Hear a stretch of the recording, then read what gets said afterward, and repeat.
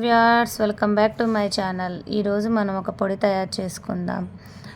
First బాండి పెట్టేసి అందులో ఒక కప్పు బొబ్బర్లు లేదా అలసందలు, ఒక్కొక్క ఏరియాలో ఒక్కొక్కలా అంటారు. దాన్ని బాగా దూరగా వేయించుకోవాలి. మీడియం ఫ్లేమ్లో పెట్టి వేయిద్దాము.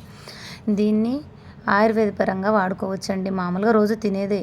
ఒక కప్పు కందిపప్పును కూడా బాగా దూరగా వేయించుకుందాం.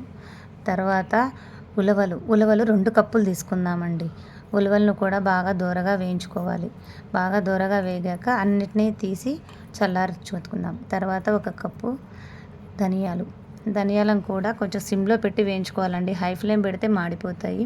సిమ్లో పెట్టి వేయించేసుకుందాం. ధనియాలు అయిపోయిన తర్వాత తీసి పక్కన చల్లార్చుకుందాం.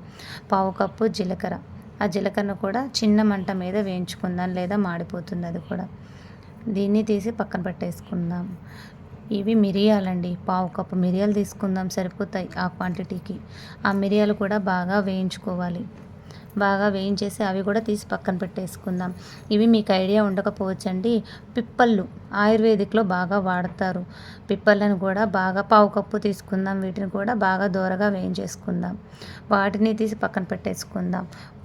వాము కూడా ఒక పావు కప్పు తీసుకొని దాన్ని బాగా దూరగా వేయించేసుకుందాం. చూడండి, అన్నీ వేయించేసుకున్నాం కదా, పక్కన చల్లార్చేసాను. చూడండి, బాగా చల్లారిన తర్వాత మాత్రమే మనం మిక్సీ వేసుకుందాం. చూడండి, అన్నీ కలిసాయి, బాగా చల్లారిపోయాయి. దాంట్లో కొంచెం ఉప్పేసి మొత్తం మిక్సీ పట్టేసుకుందాం. తర్వాత మధ్యలో ఒక పావు కప్పు శొంఠి నేను ముందే పక్కన పొడి చేసి పెట్టుకొని ఉన్నాను. ఆ శొంఠిని కూడా యాడ్ చేశాను. అది కూడా ఒక పావు కప్పు. మొత్తం పొడి చూడండి ఎలా తయారైందో.